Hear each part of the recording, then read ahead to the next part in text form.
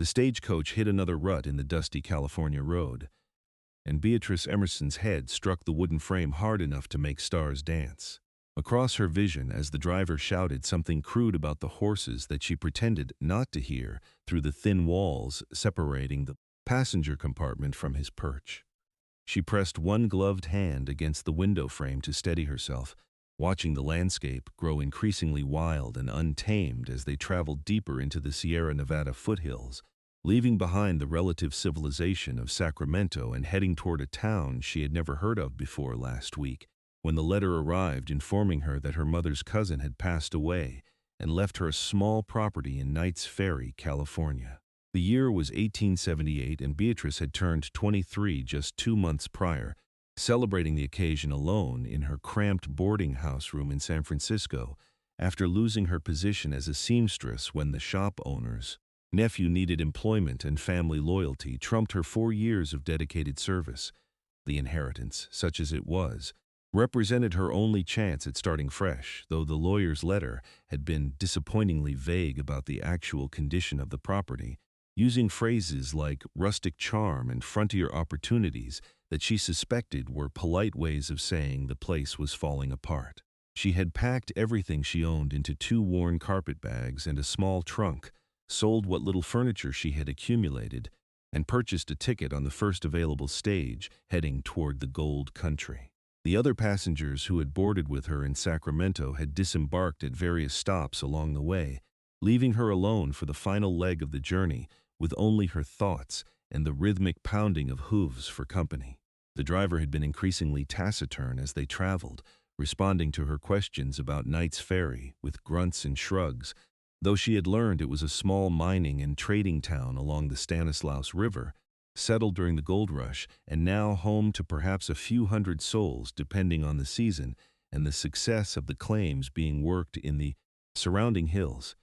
He had mentioned something about the road becoming difficult past the next relay station, and she had noticed his worried glances toward the darkening sky as clouds gathered over the mountains ahead. Beatrice smoothed her traveling dress, a practical gray wool that showed the dust less than her better garments would have, and tried to imagine what awaited her at journey's end. The cousin she had never met, a woman named Margaret, who had apparently traveled west during the rush and never returned to Boston, leaving behind a small cabin and some land that now belonged to Beatrice by default since Margaret had never married or had children of her own. The stage lurched violently to one side, and Beatrice heard the driver cursing again, this time with real alarm in his voice. She leaned out the window just enough to see that one of the wheels had slipped into a deep wash carved by winter rains, and the whole conveyance was tilting at a precarious angle. The horses stamped and snorted, their eyes rolling white with fear as they strained against their harnesses. "Stay inside, miss," the driver shouted, his weathered face appearing at her window. "I need to unhitch the team before they bolt and drag us all over the cliff." "Cliff?" Beatrice looked out the opposite window and felt her stomach drop. The road here, carved along the side of a steep hill, with a drop of perhaps 30 feet to a rocky creek bed below. If the wheel slipped any farther, or if the horses panicked and pulled in the wrong direction, the entire stage could tumble over the edge. She sat very still, hardly daring to breathe, as the driver worked at the harness with hands that moved with practiced efficiency despite the danger. She could hear him talking to the horses in a low, steady voice, calming them with words she could not quite make out over the pounding of her own heart in her ears. A crack like a gunshot split the air, and Beatrice screamed as the stage lurched again, tilting even more sharply. The wheel had not slipped further, she realized with horror, but rather the axle had broken under the strain, and now the whole weight of the coach was settling onto the damaged side, dragging it inexorably toward the edge of the road. "Get out," the driver yelled. "Now, before it goes over." Beatrice grabbed her reticule and one carpet bag, abandoning the rest of her possessions without a second thought as she threw open the door on the uphill side and scrambled out onto the tilting frame. It seemed terribly far away, and the stage was rocking beneath her feet like a ship in a storm. She jumped, landed hard on the packed dirt of the road, and rolled away from the coach just as it gave a final groan and slid over the edge. The The sound of wood splintering and metal screaming filled the air as the stagecoach tumbled down the hillside, breaking apart as it fell. Beatrice covered her head with her arms, expecting debris to rain down on her, but the wreckage came to rest in the creek bed below, surprisingly intact except for the shattered wheel and axle and the cargo boot that had burst open, scattering her trunk and remaining carpetbag across the rocks. The driver stood beside his frightened horses, all four of which he had somehow managed to unhitch before the crash. He was breathing hard, his face flushed but appeared uninjured. "You all right, miss?" he called. "Yes," Beatrice managed, getting to her feet on shaking legs. "Yes, I think so. Well, that is about the only good news we are likely to get today," the driver said grimly, looking at the destroyed coach and then up at the darkening sky. "We are still a good 15 miles from Knights Ferry, and there will not be another stage along this road for 3 days at least. The relay station is about 5 miles back the way we came, but I need to get these horses there safe, and I cannot leave the wreck unattended or someone will strip it clean before the company can send a crew to salvage what is left." Beatrice looked around at the empty wildernesses surrounding them, the pine-covered hills rolling away in every direction without a sign of human habitation. "What do you suggest I do?" The driver scratched his jaw, clearly uncomfortable. "Well, miss, I hate to say it, but your best bet might be to start walking toward Knights Ferry. This road sees some traffic, freight wagons and such, and you might get lucky and catch a ride. Otherwise, there is supposed to be a trapper or trader of some sort who has a camp about 8 miles up the road at the fork where the mining trail branches off. If you can make it that far before dark, he might put you up for the night and see you the rest of the way to town in the morning." "A trapper?" Beatrice tried to keep the trepidation out of her voice. "You mean I should just appear at a strange man's camp and ask for shelter? I know it is not ideal, miss, but you do not have a lot of choices out here. The man I am thinking of, name of Pierce Ingram, he has a reputation for being solitary but fair. Trades furs and game with the folks in Knights Ferry, keeps mostly to himself up in the high country. If he is at his camp this time of year, he would not turn away a lady in need, I would wager." Beatrice looked at the carpetbag in her hand, then down at her ruined traveling dress and the light shoes that were entirely unsuitable for hiking through rough country.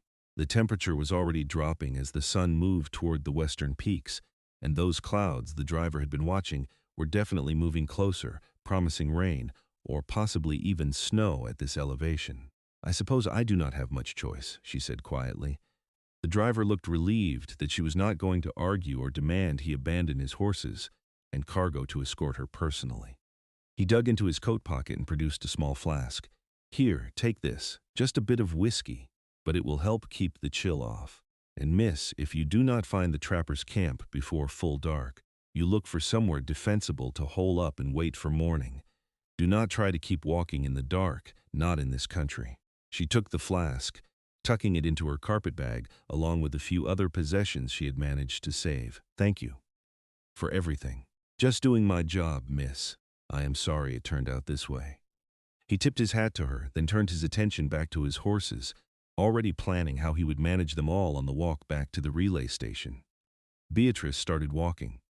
The road was rough, rutted by wagon wheels and carved by rain into a maze of channels and washes that made her progress slow and difficult. Her shoes, designed for city streets and parlor floors, provided almost no protection against the rocks and roots that seemed to reach up specifically to trip her. Within the first mile, she had turned her ankle twice and developed a blister on her left heel that burned with every step. The landscape around her was beautiful in a harsh, untamed way that was entirely unlike anything she had known in San Francisco or back home in Massachusetts before that. Tall pines climbed the hillsides, their branches sighing in the wind that was picking up as the clouds moved closer. She could hear water running somewhere nearby, probably the same creek that had caught the stagecoach, and bird calls echoed through the forest in patterns she did not recognize. She walked, counting her steps to keep her mind off the growing pain in her feet and the fear that lurked at the edges of her thoughts. What if she could not find this trapper's camp? What if she did find it, and he was not the decent man the driver believed him to be? What if night fell before she reached any kind of shelter? The sun was touching the tops of the western peaks when she finally saw smoke rising above the trees ahead. Her heart leaped with hope, and she quickened her pace despite her exhausted legs and aching feet, following the road around a sharp bend and finding herself at a fork just as the driver had described. The main road continued to the right, winding deeper into the hills toward Knights Ferry, while a narrower trail branched to the left, climbing steeply up toward the higher country. The smoke was coming from somewhere up that trail. Beatrice hesitated, suddenly aware of how isolated and vulnerable she was, a lone woman approaching a strange man's camp with no one to know or care if something happened to her. But the alternative was to keep walking in failing light toward a town she might not reach before dark, with no guarantee of shelter along the way, and no protection against whatever dangers the wilderness might hold. She took the left fork. The trail was even rougher than the main road, clearly designed more for foot and hoof traffic than wagons. It climbed steeply through dense forest, switchbacking up the hillside until she was gasping for breath and her legs were trembling with exhaustion. Just when she thought she could not take another step, the trees opened up into a clearing, and she saw the source of the smoke. The camp was more substantial than she had expected, not just a temporary shelter, but a solid log cabin with a stone chimney from which smoke rose in a steady column. There was a lean-to stable beside it, housing 2 large mules and a sturdy-looking pack horse, and various furs were stretched on frames in the yard, curing in the open air. Split firewood was stacked in neat cords against the cabin wall, and she could see a well-tended garden plot, though it was too early in the season for much to be growing yet. Before she could call out or announce her presence, a dog began barking from somewhere behind the cabin, a deep, resonant sound that spoke of a very large animal. Moments later, the cabin door opened and a man stepped out. Beatrice's first thought was that he looked exactly like the illustrations of mountain men she had seen in penny dreadfuls, and her second thought was that those illustrations had not done the reality justice. He was tall, well over 6 feet, with shoulders so broad they nearly filled the doorway. His arms, visible beneath rolled-up shirt sleeves despite the cool temperature, were corded with muscle that spoke of a lifetime of hard physical labor. His hair was indeed longer than was fashionable, dark brown shot through with sun-bleached lighter strands and hanging nearly to his shoulders. A thick beard covered the lower half of his face, neatly trimmed but full, and his eyes, when they focused on her, were the color of evergreens in shadow. He studied her for a long moment, his expression unreadable, and then spoke in a voice that was surprisingly refined given his appearance. "You are a long way from anywhere, miss." "The stage crashed," Beatrice said, and was mortified to hear her voice crack on the words. "About 8 miles back. The driver said there was a camp up here and that the owner might be willing to help." "Are you Pierce Ingram?" "I am." He stepped down from the cabin porch, moving with a fluid grace surprising in a man so large. The dog appeared from behind the cabin, a massive beast that looked like it had some wolf blood in its recent ancestry, but it stayed at Pierce's side when he gestured, watching Beatrice with intelligent yellow eyes. "You are hurt?" She had not realized she was limping so obviously, just blisters, and tired. "I have been walking for hours." Pierce nodded slowly, his gaze taking in her torn dress, her dusty appearance, the single carpet bag she clutched like a lifeline. "Come inside. You can rest, and I will see about those feet." Relief flooded through her so suddenly she felt dizzy. "Thank you. I am Beatrice Emerson. I was traveling to Knights Ferry." "I will get you there tomorrow," Pierce said simply. He held the cabin door open, waiting for her to precede him inside. The dog followed them in, immediately going to a spot by the fireplace where a worn blanket was spread. The interior of the cabin was surprisingly clean and well organized.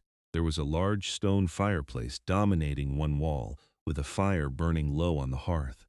A sturdy table and 2 chairs occupied the center of the room, and she could see a bed in the corner, neatly made with what looked like bearskin blankets. Shelves lined the walls, holding supplies and equipment organized with almost military precision. The smell of wood smoke and something cooking, venison stew perhaps, filled the air. "Sit," Pierce said, gesturing to one of the chairs. "Take off your shoes." Beatrice sank into the chair gratefully, setting down her carpet bag and reaching for the buttons on her shoes with fingers that trembled from exhaustion. Pierce crossed to the shelves and began gathering items, moving with the economy of motion that spoke of long practice living in small spaces. He returned with a basin of water, clean cloths, and a small tin that proved to contain some kind of salve. He knelt in front of her chair without ceremony, and Beatrice felt a flush rise to her cheeks at the intimacy of the gesture. This enormous, rugged man kneeling at her feet like a knight from a storybook. "May I?" he asked, gesturing to her stockinged feet. She nodded, not trusting her voice, and watched as he gently examined her feet through the fabric, his hands surprisingly careful despite their size and obvious strength. His fingers found the blisters with practiced ease, and he made a small sound of sympathy. "These need to be cleaned and dressed," he said. "I will need to remove your stockings. I apologize for the impropriety. Given the circumstances, I think propriety is the least of my concerns," Beatrice managed, though her blush deepened. No man had ever touched her so intimately, and there was something both alarming and strangely comforting about Pierce's gentle competence. He was as good as his word, tending to her feet with the skill of someone accustomed to dealing with injuries and ailments in the wilderness. The water was warm but not hot, and he washed away the blood and dirt with gentle thoroughness before applying the salve, which smelled of pine pitch and herbs she could not identify, and bandaging the worst of the blisters with strips of clean cloth. "You will want to stay off them as much as possible tonight," he said as he worked. "By morning they should be healed enough for you to ride. I will take you to Knights Ferry on the pack horse. Bess is gentle and sure-footed.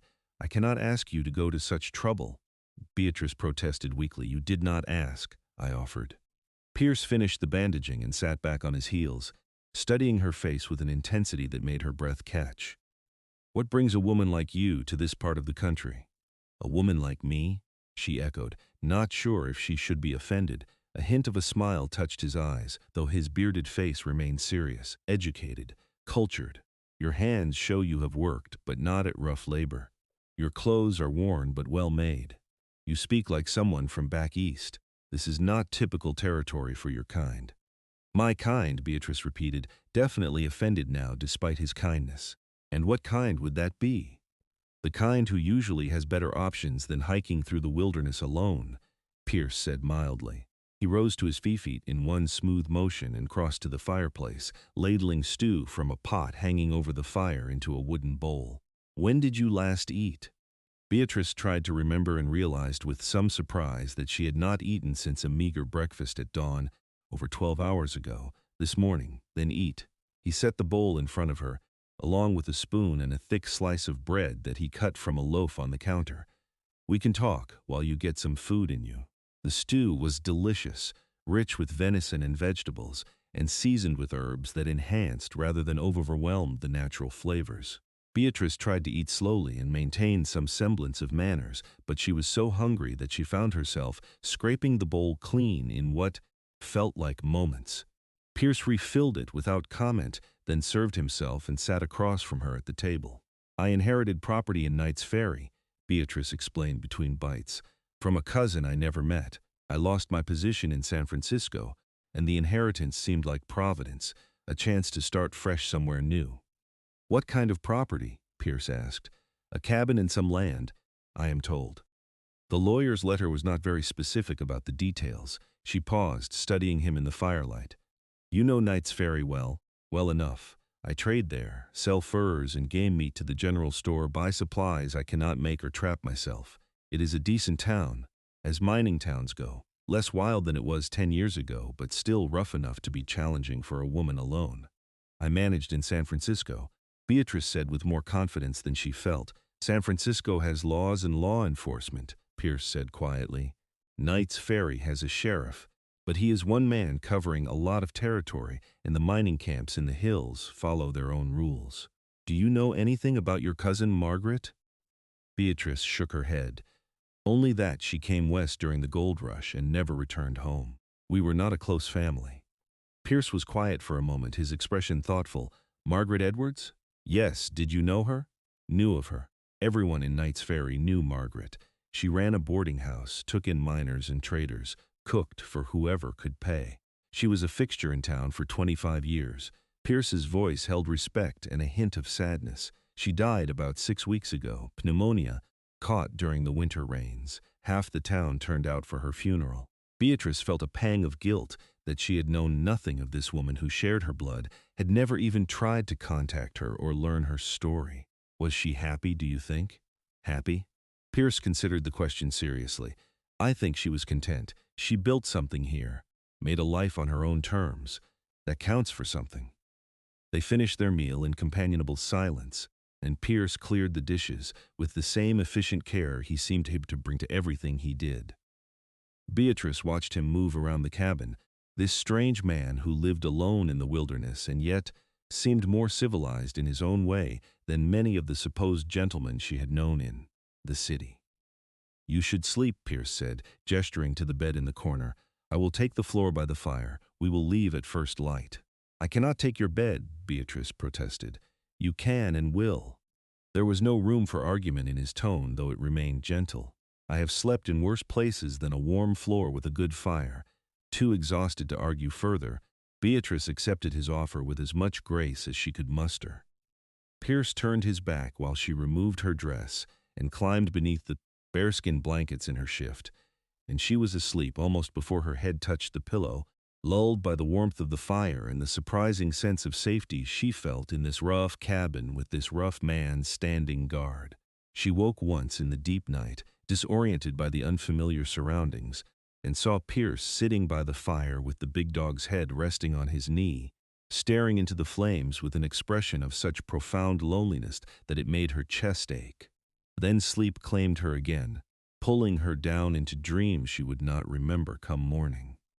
Dawn light filtering through the cabin's single window woke her, along with the smell of coffee and frying bacon.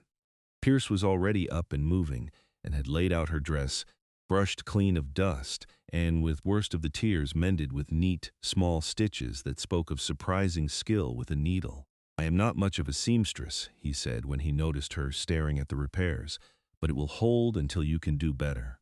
It is fine work, Beatrice said honestly, touched by the kindness of the gesture. Thank you. He nodded, looking pleased despite his gruff exterior, and turned back to the fire. Breakfast is almost ready. How are your feet? She flexed them experimentally and was relieved to find the pain much diminished. Better, much better. Good. We have about a 4-hour ride to Knights Ferry. The trail is rough in places, but Bess is steady. You will be fine. They ate breakfast together, and Beatrice helped him clean up and pack supplies for the journey, falling into an easy rhythm of cooperation that felt strange and natural at the same time. Pierce moved around her in the small cabin with careful awareness, always giving her space, never crowding or presuming, and she found herself relaxing in his presence in a way she had not relaxed around anyone in longer than she could remember. The morning was crisp and cold, with frost still glittering on the grass when they stepped outside. Pierce saddled Bess while Beatrice watched, his strong hands working the leather straps with practiced efficiency, the muscles in his arms and shoulders flexing beneath his shirt in a way that made her look away quickly, feeling heat rise to her face that had nothing to do with the cold. He lifted her onto Bess's back as though she weighed nothing, his hands spanning her waist easily, and she could feel the warmth of his touch even through her dress and the layers beneath. He mounted his own horse, a tall chestnut gelding that danced sideways until Pierce settled him with a quiet word and a steady hand, and then they were off, riding down from the high camp toward the main road and Knights Ferry beyond. The trail was indeed rough, winding through dense forest and across streams swollen with snowmelt from the higher peaks. Pierce rode ahead, choosing the path with care, looking back frequently to check on her and calling warnings about obstacles before they appeared. Bess was as gentle and sure-footed as promised, picking her way over rocks and roots with patient competence, and Beatrice found herself enjoying the ride despite her initial nervousness about traveling deeper into the wilderness. They stopped once to rest the horses and eat a cold lunch of bread and dried meat from Pierce's saddlebags, sitting on a fallen log beside a rushing creek that filled the air with cool mist. The dog, whose name was Bear and who had followed them from the cabin, splashed in the shallows, snapping at fish with more enthusiasm than success. "How long have you lived in the mountains?" Beatrice asked, watching Pierce scan the surrounding forest with the constant awareness of someone accustomed to potential danger. 10 years, give or take, came west after the war, did not find much worth going back to. He did not elaborate, and she did not press, sensing old wounds that had not fully healed. Do you ever get lonely up there by yourself? Pierce was quiet for a long moment. Sometimes. But there are worse things than loneliness. Like what? Like being surrounded by people and still feeling alone, he said softly. His green eyes found hers, and she saw understanding there, as though he could read the loneliness in her own heart that had driven her to leave San Francisco and take a chance on an unknown inheritance in a wild country. They rode on. Knights Ferry appeared in the valley below them as they crested a final rise in the early afternoon. It was larger than Beatrice had expected, a sprawling collection of wooden buildings hugging both banks of the Stanislaus River, with the distinctive covered bridge that gave the town its name spanning the water in the center. She could see the ferry landing downstream, the stamp mill of a mining operation on the far hillside, and the main street lined with the usual establishments of a frontier town, saloons and shops in the tall false front of what was probably the general store.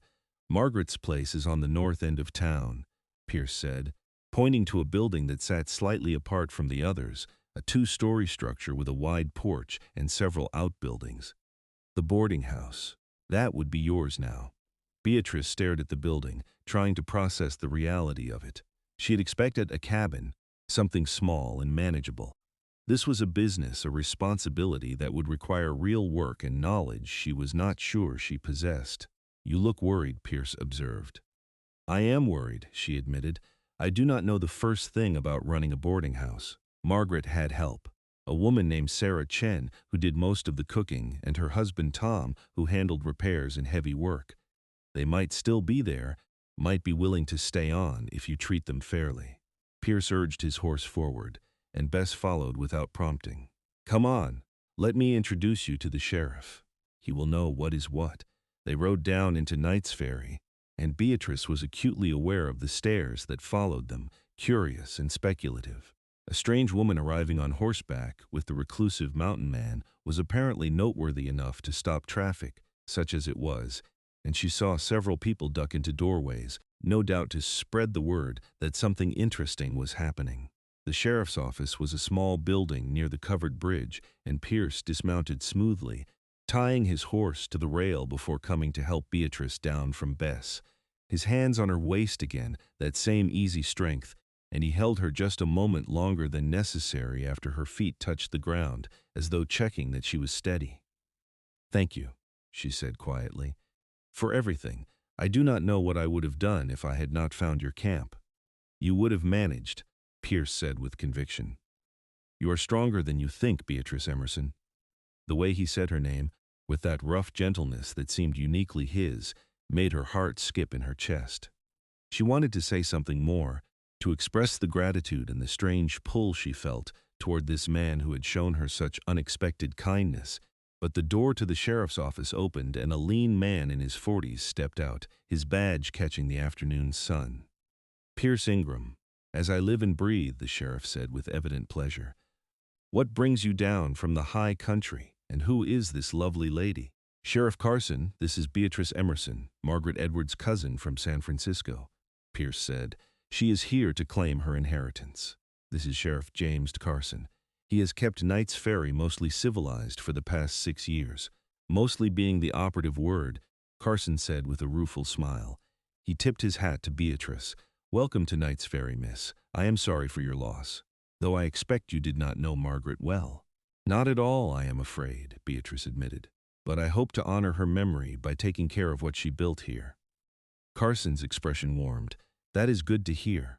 The boarding house has been sitting empty since she passed, with Tom and Sarah Chen living in the caretaker's quarters and trying to keep the place from falling into disrepair. I know they have been worried about what would happen when the heir showed up, whether they would still have positions. I would very much like to meet them and discuss continuing the arrangement, Beatrice said. I have much to learn about running such an establishment. Well, no time like the present.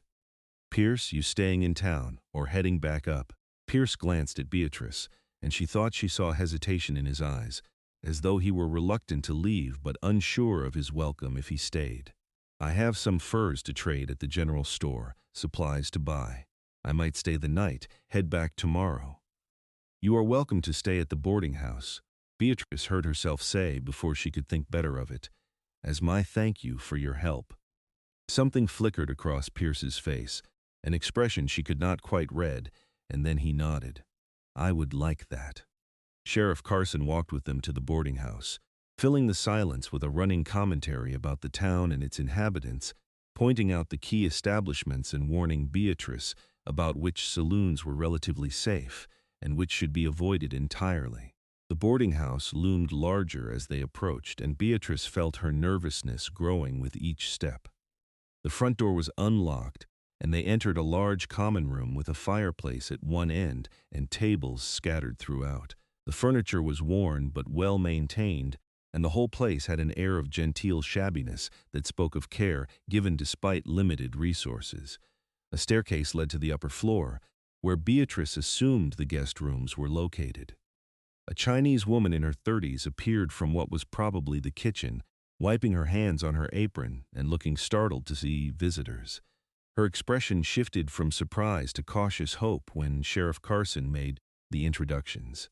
"Sarah, this is Miss Beatrice Emerson, Margaret's cousin and the new owner of the property. Miss Emerson, Sarah Chen and her husband Tom have been keeping the place running since Margaret passed. Miss Emerson, it is so good to meet you," Sarah said, her English clear and only lightly accented. "Margaret spoke of you, hoped you might come someday."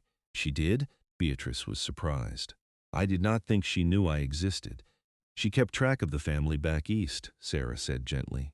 "She wanted to reach out many times, but thought she had been gone too long, that you would not remember her or care about an old woman in California."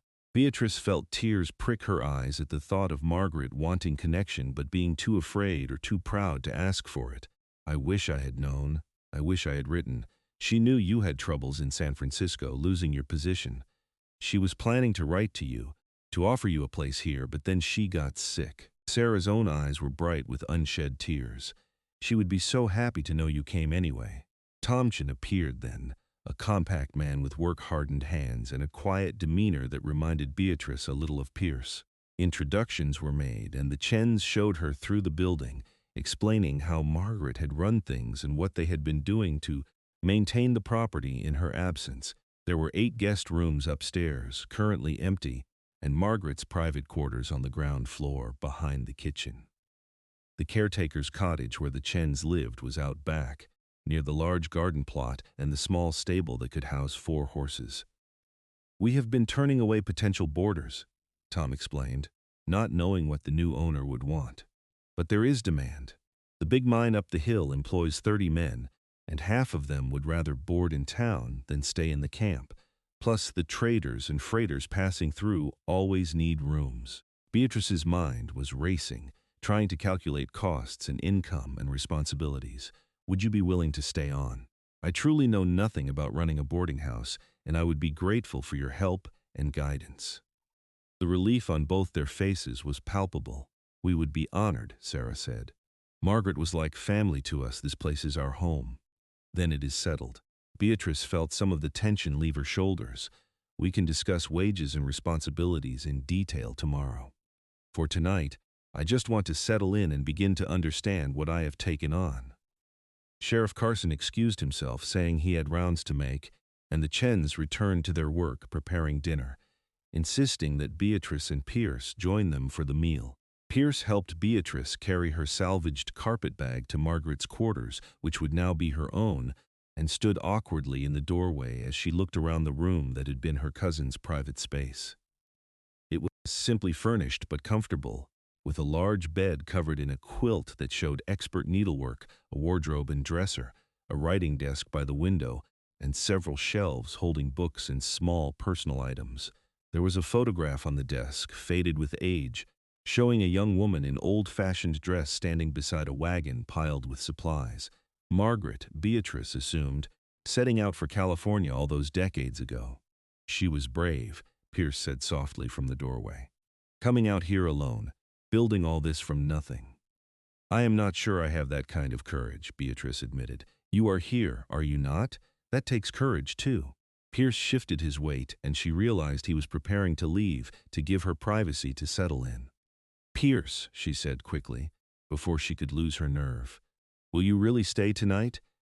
I find I am not quite ready to be alone yet, not after everything that has happened. His expression softened. I will stay. I need to go to the general store before it closes, sell my furs and buy supplies. But I will come back for dinner and take one of the guest rooms for the night. Thank you. She wanted to say more, to tell him how much his steady presence meant to her, but the words tangled in her throat. He nodded, understanding somehow anyway, and then he was gone, his footsteps fading down the hall and out the front door. Beatrice sank onto Margaret's bed, her bed now, and let herself feel the full weight of everything that had changed in the past 24 hours. She had left San Francisco with nothing but her possessions and her pride. She had survived a stagecoach crash, walked 8 miles through wilderness, spent the night in a mountain man's cabin, and arrived in Knights Ferry to discover she was the owner of a boarding house and employer of 2 people who were counting on her to know what she was doing. And somewhere in the middle of all that chaos and uncertainty, she had met Pierce Ingram, and something had shifted in her chest that she was not quite ready to examine too closely. Beatrice spent the next hour unpacking her few possessions and exploring Margaret's things, finding letters and journals that she promised herself she would read later when she had the emotional energy to learn about the cousin she had never known. There was also a ledger showing the boarding house's accounts for the past year, and she was relieved to see that Margaret had run a profitable enterprise, with enough margin to cover expenses and wages for the Chens and still set aside savings. Sarah knocked softly on her door as the sun was setting, announcing that dinner was ready and that Pierce had returned from the general store. They gathered in the common room, the 4 of them plus Pierce, and shared a meal of roasted chicken and vegetables from the Chen's carefully tended garden.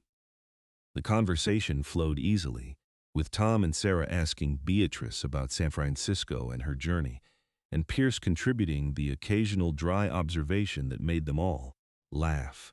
It felt, Beatrice thought with some surprise, like family. After dinner, Pierce announced he would retire to his guest room, but Beatrice found herself reluctant to let the evening end. Would you sit with me for a while? She asked. I am too restless to sleep yet. They moved to the front porch, where a bench swing looked out over the darkening street. The sounds of Knights Ferry at night drifted up to them, music from the saloons, voices raised in laughter or argument, the occasional rattle of a wagon passing by. Pierce settled beside her on the swing, his weight making it dip and sway gently.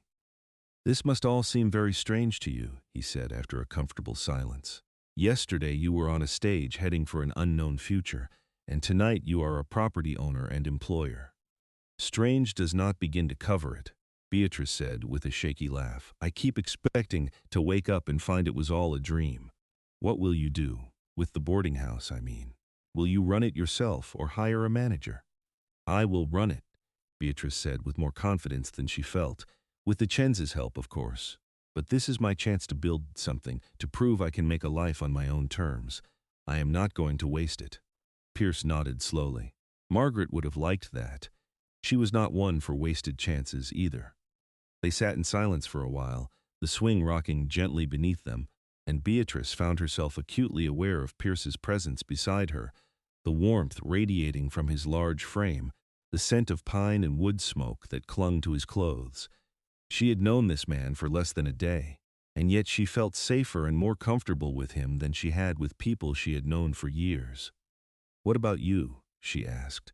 Will you go back to your cabin tomorrow and disappear into the mountains again? That was the plan. Something in his tone suggested he was reconsidering.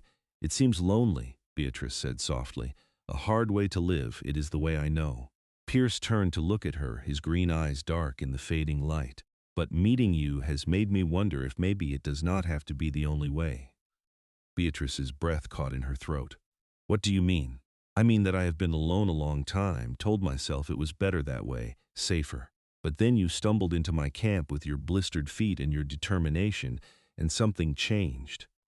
He reached out slowly, giving her time to pull away if she wanted, and took her hand in his much larger one. I would like to see you again, Beatrice, if you would permit it. "I would like that very much," she whispered. Pierce smiled then, a real smile that transformed his stern features into something almost boyish, and raised her hand to his lips, pressing a gentle kiss to her knuckles. "Then I will come back, as often as you will have me." They sat together on the swing until full dark, talking quietly about everything and nothing, and Beatrice felt something unfurling in her chest that she slowly recognized as hope.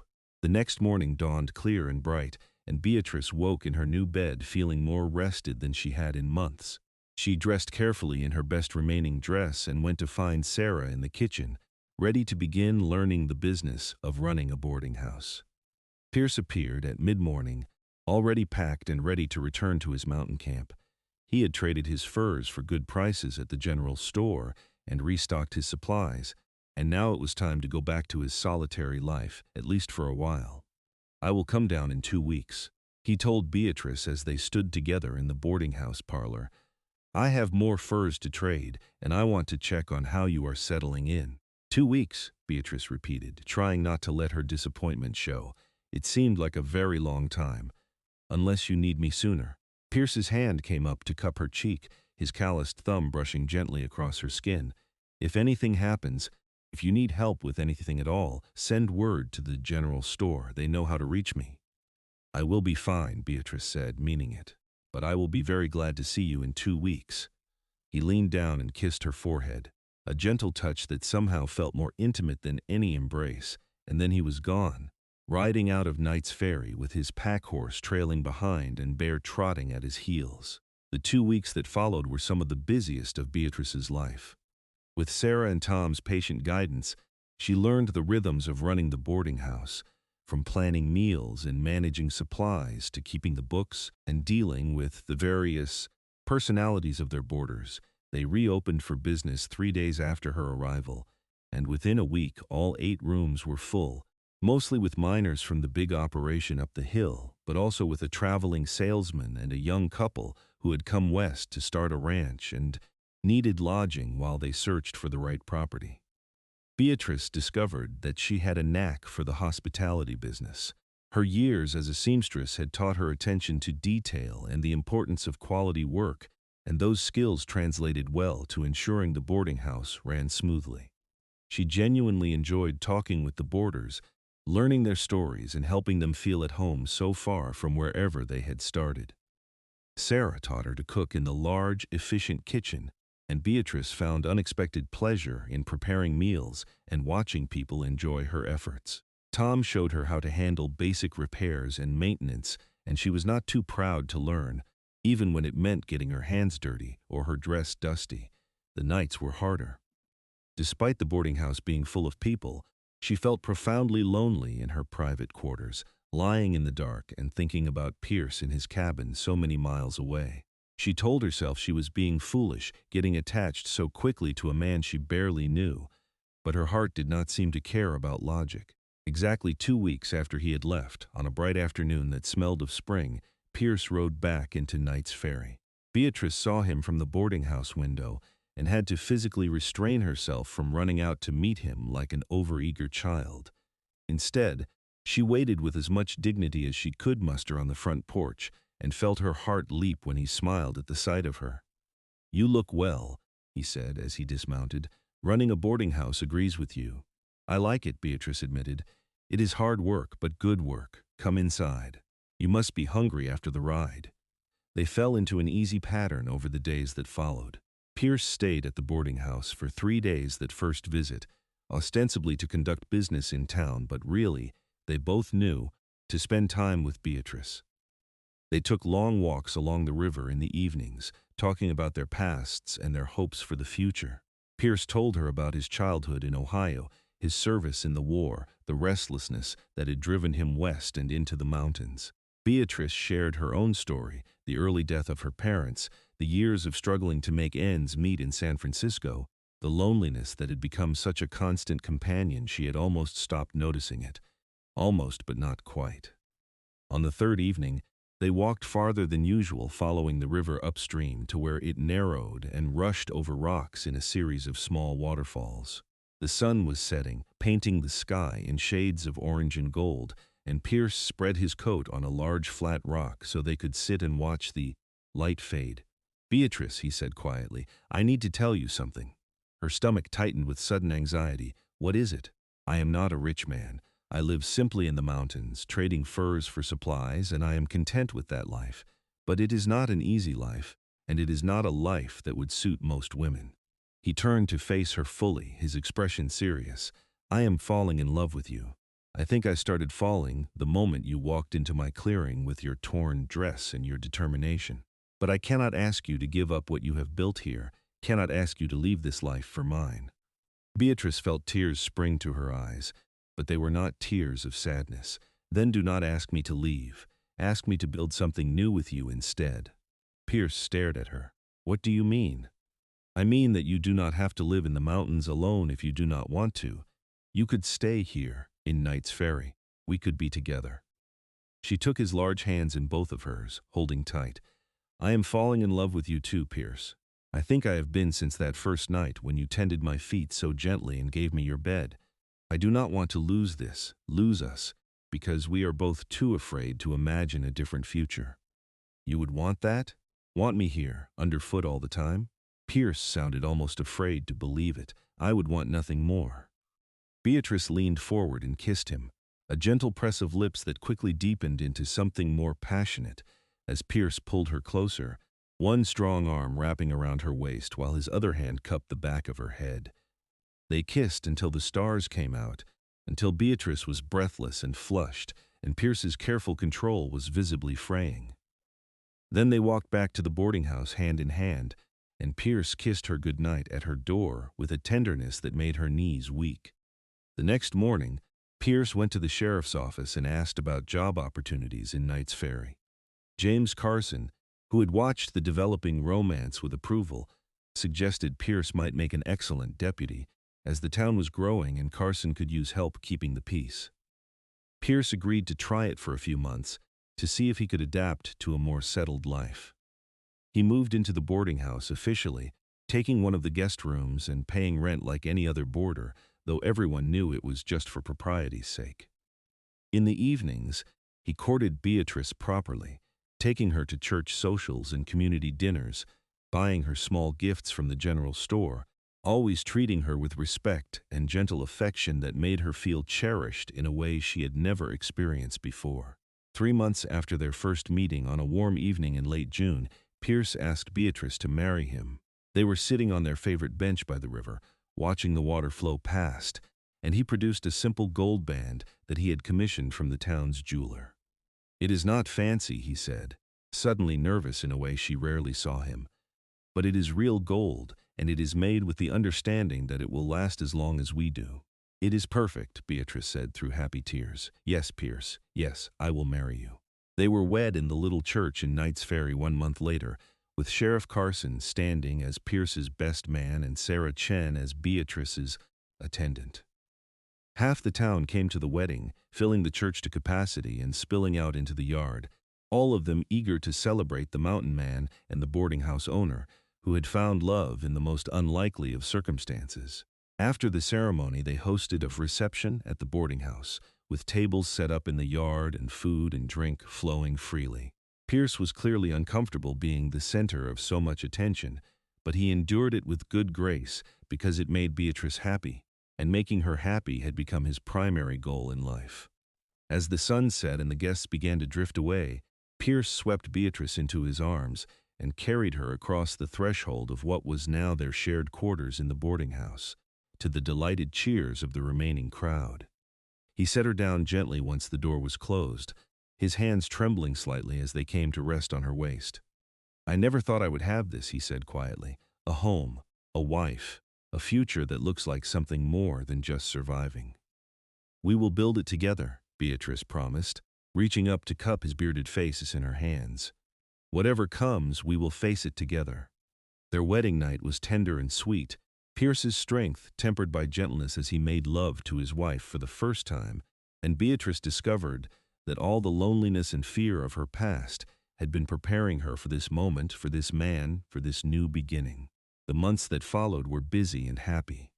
Pierce proved to be an excellent deputy, his size and reputation keeping most troublemakers in line without the need for violence, and the skills he had learned surviving in the wilderness translated well to tracking down the occasional criminal who fled into the hills thinking they could disappear.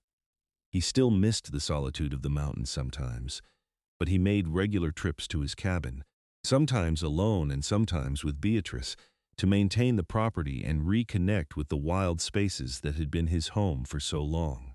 The boarding house flourished under their joint management. Pierce handled the heavy maintenance and provided a sense of security that made guests feel safe, while Beatrice managed the day-to-day operations and maintained the welcoming atmosphere that kept people coming back. Tom and Sarah Chen became close friends as well as employees, and the four of them worked together to expand the business, adding a small dining room that was open to the public and quickly became popular with townsfolk who appreciated Sarah's excellent cooking. In the spring of 1879, Beatrice discovered she was pregnant. Pierce was overjoyed and terrified in equal measure, suddenly hyper-aware of every possible danger and determined to protect both Beatrice and their unborn child from all of them. She found his protectiveness endearing even when it became excessive, and gently reminded him that women had been having babies since the beginning of time, and she was perfectly capable of continuing to work and live normally. Their son was born in December, a healthy baby with his father's dark hair and his mother's blue eyes. They named him Thomas Pierce Ingram, after Tom Chen and his father, and the whole town celebrated with them. Pierce was utterly transformed by fatherhood, this large, rough man reduced to helpless adoration by the tiny person in his arms, and Beatrice fell in love with him all over again watching him with their son. 2 years later, their daughter arrived, a beautiful girl they named Margaret Sarah Ingram in honor of the two women who had made their family possible. Pierce doted on her just as he had on Thomas, and proved to be exactly the kind of father Beatrice had known he would be, strong and protective, but also gentle and patient, teaching their children about the natural world and the importance of hard work and integrity. The years passed in a blur of activity and happiness. The boarding house continued to thrive, and they eventually bought the property outright, having saved enough from the profits to pay off Margaret's remaining debts and establish themselves as solid citizens of Knights Ferry. Pierce rose to the position of head deputy, and then, when Sheriff Carson retired, was elected sheriff himself, a position he held with honor and fairness for many years. Tom and Sarah Chen remained with them, becoming like family in truth, and when Sarah became too old to handle the cooking full-time, they hired additional help and promoted Sarah to manager, overseeing the operations she knew so well. Tom taught young Thomas carpentry and repair work, skills that would serve him well throughout his life. Beatrice never forgot the stagecoach crash that had changed her life, or the long walk through the wilderness that had led her to Pierce's cabin. Sometimes, on quiet evenings, she and Pierce would sit together on the porch swing and remember that first meeting, marveling at the chain of events that had brought them together. If the axle had not broken, Beatrice would say. If you had not been brave enough to walk toward my camp, Pierce would counter. If you had not been kind enough to take in a stranger, if you had not been strong enough to build a life here, they could play the game for hours, tracing all the small choices and coincidences that had led to their happiness, but the truth was simpler than any of their speculations. They had found each other, and they had chosen each other, and they had built something lasting from that choice. By the time Thomas was 20 and Margaret was 18, both with lives and dreams of their own, Pierce and Beatrice were in their mid-40s, still running the boarding house with Sarah and Tom's help, still deeply in love after nearly 2 decades of marriage. They had weathered hardships together, financial troubles and illness and the occasional danger that came with frontier life, but they had never wavered in their commitment to each other. On their 20th wedding anniversary, Pierce surprised Beatrice by taking her back to his cabin in the mountains, the place where their story had truly begun. It was summer, and the high country was in full bloom, wildflowers carpeting the meadows and the air sweet with pine and possibility. "I wanted to bring you back here," Pierce said as they stood together in the clearing where she had first seen him all those years ago, "to remind you of where we started." "I have never forgotten," Beatrice said, leaning into his solid warmth. "That was the night my life changed." The night I stopped being alone. Mine too. Pierce turned her to face him, his hands gentle on her shoulders. I love you, Beatrice Ingram. I have loved you since that first night, and I will love you until my last breath. And I love you, Beatrice said, tears streaming down her face. My mountain man, my protector, my heart. They stayed at the cabin for 3 days, revisiting the simple life Pierce had led before they met, but both of them were glad to return to Knights Ferry and the life they had built together.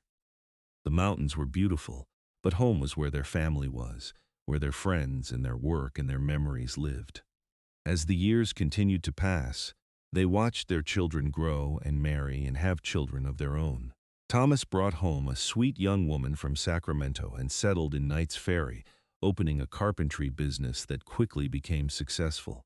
Margaret married a rancher from the valley and moved to his property, but visited often with her growing family, filling the boarding house with laughter and chaos that delighted her grandparents. Pierce's hair turned silver, and Beatrice's face gained lines that spoke of a life well lived, full of laughter and love. They slowed down eventually, hiring more help for the boarding house and spending more time on the porch swing, watching the town grow and change around them. Tom and Sarah Chen passed peacefully within months of each other, having lived long, full lives, and Pierce and Beatrice mourned them deeply, knowing that they owed so much of their happiness to the Chen's support and friendship. They were buried in the Knights Ferry cemetery, with headstones that Pierce carved himself, simple but beautiful markers of lives that had mattered. In the spring of 1908, 30 years after that fateful stagecoach crash, Beatrice fell ill with a fever that would not break. Pierce nursed her through it with the same gentle care he had shown her blistered feet all those years ago, sitting by her bedside and holding her hand through the long nights, refusing to leave even when the doctor suggested he get some rest. I am not going anywhere, Pierce told the doctor firmly. She needs me here. Beatrice recovered, though slowly, and the experience reminded them both that their time together, however blessed it had been, was not infinite. They began to make plans for the future, deciding to sell the boarding house to a young couple who reminded them of themselves and retire to Pierce's cabin in the mountains, returning to where their story had begun. The transition took time, training the new owners and saying goodbye to the town that had been their home for so many years. But by the fall of 1909, they were settled in the cabin, with regular visits from their children and grandchildren, but otherwise blissfully alone together. Pierce was 71 now, still strong despite his years, his hair completely silver and his beard more white than brown. Beatrice was 68, her own hair turned to elegant silver, her hands showing the effects of a lifetime of work but still capable and steady. They lived simply, growing a garden, keeping a few chickens, and enjoying the peace of the high country. On a crisp autumn morning in 1912, they took a walk together to their favorite spot by the creek, the same place Pierce had kissed her for the first time all those years ago. They sat on the flat rock, now worn smooth by time and weather, and watched the water flow past just as it always had, constant and eternal. "Do you have any regrets?" Beatrice asked quietly. Pierce considered the question seriously, as he always did. "Not a single one." "You?" "Only that we did not have more time," Beatrice said. "That I did not find you sooner." "We had the time we were meant to have," Pierce said, taking her hand in his, "and we used it well. We loved each other, raised good children, built a life that mattered. That is more than most people get." "It is," Beatrice agreed, leaning her head on his broad shoulder. "It has been a good life, Pierce. The best life I could have imagined." "The best life I never imagined," Pierce corrected gently. "I never dreamed I could be this happy, that I could have this much. You gave me everything, Beatrice." "We gave each other everything," she said. They sat together until the sun began to set, painting the sky in the same shades of orange and gold that had witnessed their first kiss, their first declaration of love all those years ago. Then they walked back to the cabin hand in hand, to the home they had built together, to face whatever years remained with the same courage and love that had carried them through all the years before. Pierce lived to be 83, passing peacefully in his sleep in the cabin he loved, with Beatrice beside him holding his hand just as she had held it through all the important moments of their life together. She followed him 6 months later, unable to bear the loneliness that had returned after so many years of being banished but content in the knowledge that she had lived fully and loved deeply and left behind a legacy of family and friendship that would endure. They were buried together in the Knights Ferry cemetery, in a plot overlooking the river where they had courted and dreamed and built their future. Their children and grandchildren gathered for the funeral, along with what seemed like half the town, all of them wanting to pay their respects to the couple who had become legends in their own right, the mountain man and the boarding house owner who had found each other against all odds and built a love that had lasted a lifetime. On their shared headstone, Thomas had carved a simple inscription at his mother's request: Pierce and Beatrice Ingram. He was waiting at the end of the road. She found her way home, together forever. And in the mountains above Knights Ferry, in the cabin where their love had first bloomed, the wind sighed through the pines and the creek sang its eternal song. And if you listened carefully, you could almost hear the echo of laughter and the murmur of voices, two souls who had found each other in the wilderness and never let go, not even death itself able to truly part them. Their great-grandchildren still told the story, gathered around fires on cold nights, of how great-great-grandmother Beatrice had been loaded on a stage headed for nowhere, and how great-great-grandfather Pierce, the mountain man, had been waiting at the end of the road, though neither of them had known it at the time. It had become a family legend, a testament to the power of fate and choice and love, a reminder that sometimes the worst disasters lead to the greatest blessings, and that true love, when you are brave enough to reach for it, can transform everything. The boarding house in Knights Ferry still stood, a historical landmark now, with a plaque explaining its history and the people who had made it a home for travelers and townfolk alike for so many years. Tourists came to see it, to imagine the rough and tumble days of the frontier and the lives that had been lived within its walls. But the real legacy was not in the building or the stories, or even the descendants who carried on the Ingram name. The real legacy was in the truth that Pierce and Beatrice had proven through their lives, that love can be found in the most unexpected places, that kindness matters, that two lonely souls can find each other even in the vastness of the wilderness, and that when they do, when they choose to build something together, they can create a foundation that will last for generations. The stage had carried Beatrice toward nowhere, toward an unknown future in an unfamiliar land. But nowhere had turned out to be exactly where she needed to go, because at the end of that road, in a cabin in the mountains, a man had been waiting. Not specifically for her, perhaps, not knowing her name or her face, but waiting nonetheless for something to change. Someone to remind him that solitude and safety were not the same thing, that there was more to life than just surviving. And she had found him, this gentle giant with his rough exterior and his tender heart.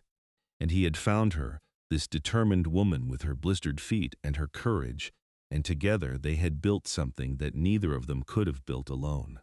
That was the story. That was the legacy. That was the truth that their descendants carried forward, each generation learning anew that love is worth the risk, that home is not a place but a person, and that sometimes the best journeys are the ones that start with disaster and end with grace.